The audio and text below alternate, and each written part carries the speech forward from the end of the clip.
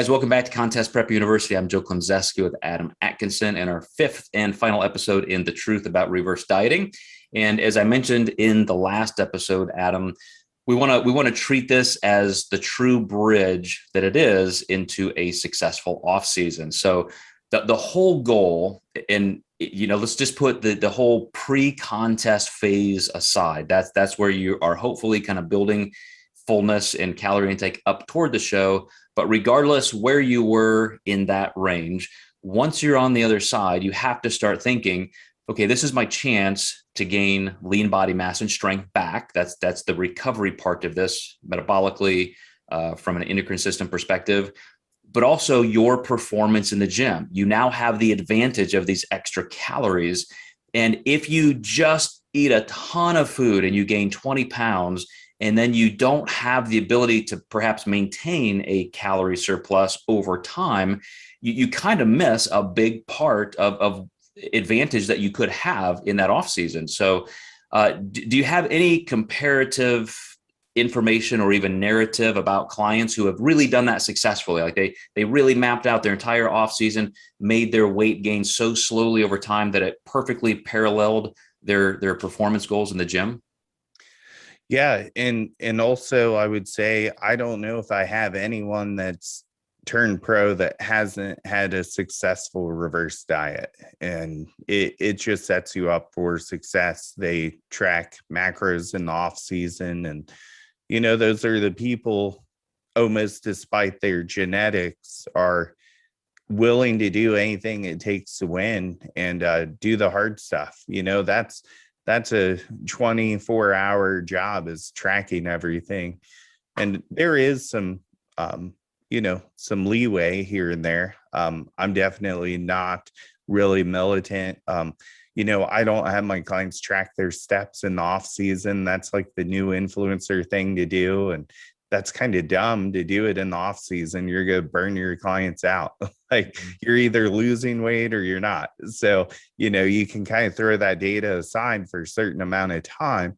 But yeah, it's super important. Also, if you're eating high, low, it's really hard to expect the same outcome in the gym too. So you can have more strategic training. You can understand, hey, maybe my body does need to rest because I've been eating the same and my performance is declining. Mm-hmm. One of the things I always say, of course, in any situation, even in the most severe diet process you are in, the training is still the critical pivot point of your success. And so that's why we always talk about pre-workout and post-workout nutrition has to insulate and provide the recovery and the fuel for those workouts. Well, think of an extension of that as your overall calorie surplus or deficit. And now you have the opportunity on days you're training and even days you're recovering to just be a little bit higher, a little bit higher, a little bit higher. And if your goal is to perhaps gain, let's say 15 pounds in the off season, anecdotally, over 30 years of hundreds and hundreds, if not thousands of clients, as you said, my best client performances, the ones who have the best off season and therefore pre-contest setup, are the ones who got there very incrementally, because they can gain more lean body mass per pound of body fat.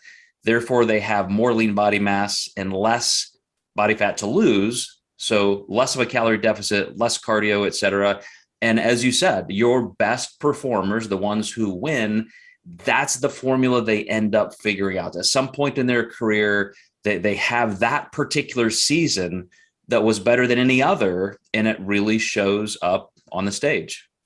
Yeah, I think this is a good time to talk about the Olympia and just ask our viewers to think, do you think that these Olympians came in 12 weeks out for their Olympia win? They were with their coaches a year, if not 2 to 4 years before their performances. So, I love it when I get a client about a year out. I'll get a brand new person and they said, I watched this show and I want to be on stage next year. That's the perfect setup.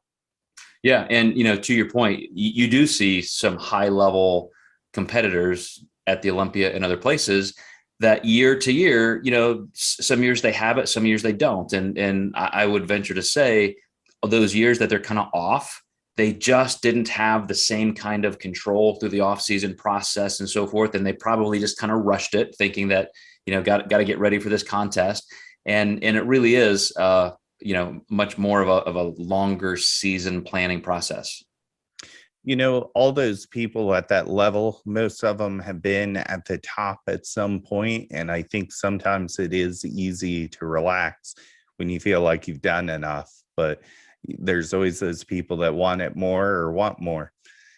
Yep. Well, all right, guys, we want to just give you all of the information we could on reverse dieting. We touch on this subject once in a while in different series. But Adam, thanks again for your experience and expertise. And for you guys who watch and listen to us often, thanks again, of course. But feel free to always give us suggestions on the topics you want to hear more about, and we'll carve them up in different ways and make sure we highlight different parts of the information that you really need for the best physiological response and your ultimate success as a competitor. So thanks again. We'll see you next time in Contest Prep University.